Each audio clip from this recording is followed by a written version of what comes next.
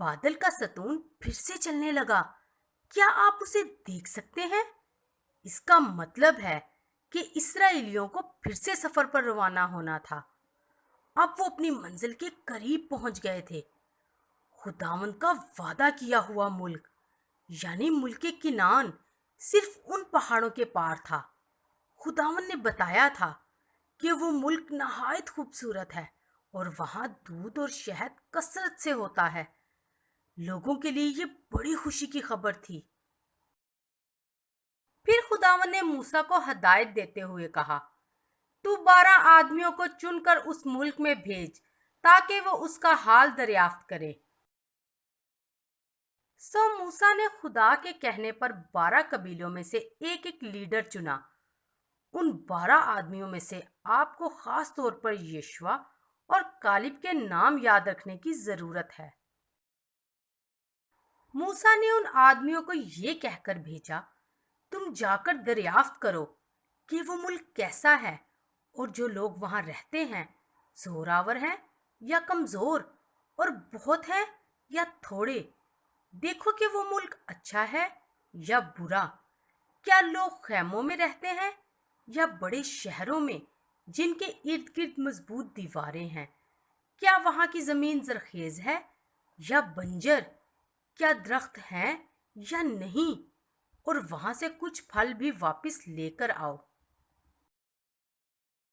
वो 12 आदमी पहाड़ों को पार करके उस मुल्क में गए और उसका जायजा लेने लगे। एक बड़े फसीलदार शहर को देखकर उन्होंने आपस में बात की कि हमारे लिए ऐसे मजबूत शहरों को हमला करके फतह करना मुमकिन नहीं। और जब उन्होंने उस मुल्क में रहने वाले कदावर और ताकतवर आदमियों को देखा तो वो सोचने लगे कि हम ऐसे ताकतवर लोगों के खिलाफ कैसे जंग कर सकते हैं। लेकिन साथ साथ उन्होंने उस मुल्क की खूबसूरती और उसके अच्छे अच्छे फल भी देखे। उस वक्त अंगूरों का मौसम था और उन्होंने ले जाने के लिए एक गुच्छा काटा।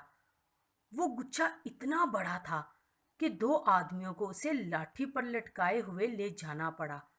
इसके अलावा वो कुछ और फल भी मूसा और लोगों को दिखाने के लिए ले गए। 40 दिनों तक उन्होंने उस मुल्क को अच्छी तरह देखा भाला और फिर बियाबान में मूसा और बनी इसराइल के पास वापस आए। उन्होंने उनको मुकम्मल रिपोर्ट दी। हम उस मुल्क में गए थे जहां आपने हमें भेजा था, और सचमुच वहां दूध और शहद कसरत से है और ये फल हम लेकर आए हैं। लेकिन जो लोग वहां रहते हैं वो बहुत जोरावर हैं और बड़े फसीलदार शहरों में रहते हैं।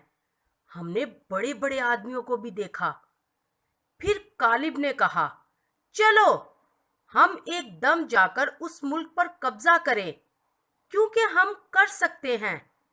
वो उन बड़े बड़े कद आवर आदमियों से नहीं डरता था और ना उन मजबूत शहरों पर हमला करने से।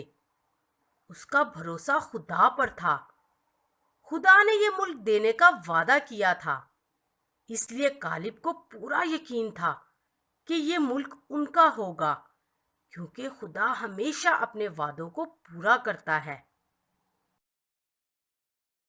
लेकिन बाकी 10 आदमी जो कालिब और यशवा के साथ मुल्क किनान में गए थे, उन्होंने लोगों से कहा, हम इस लायक नहीं कि उन लोगों पर हमला करें, क्योंकि वो हमसे ज्यादा जोरावर हैं। इसी तरह उन्होंने लोगों में उस मुल्क के बारे में बुरी खबर दी जिसका हाल दरियाफ्त करने के लिए वो गए थे। उन्होंने कहा, जितने लोगों को हमने देखा वो सब बड़े कदावर हैं। हम अपनी ही निगाह में ऐसे थे जैसे टिड्डे होते हैं, और ऐसे ही उनकी निगाह में भी थे। हम उस मुल्क पर कब्जा नहीं कर सकते।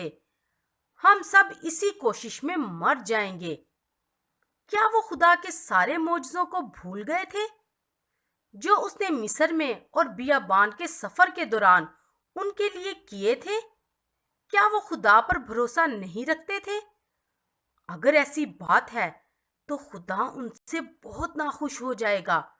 खुदा पर भरोसा ना रखना نافرمانی ہے اور نافرمانی گناہ ہے، اور اگر ہم اپنے گناہوں کا اقرار نہیں کرتے تو اس کا انجام سزا کی صورت میں ملتا ہے۔ اب جب کہ بنی اسرائیل خداوند کی نافرمانی کرنے لگے تھے تو ان کے ساتھ کیا ہوگا، اگلی کہانی میں آپ سنیں گے۔